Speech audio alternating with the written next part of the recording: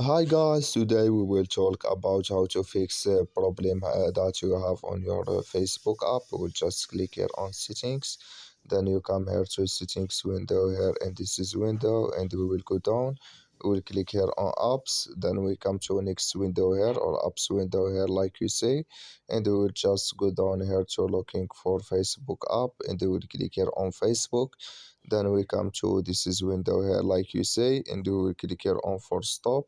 Then we will click here on OK and we click here on storage. Then we come to storage window. We will click here on clear cache. Then we will click here on clear data and you just turn off your phone and turn on it and it's going to work with you. So that's all now. I wish now you are get it.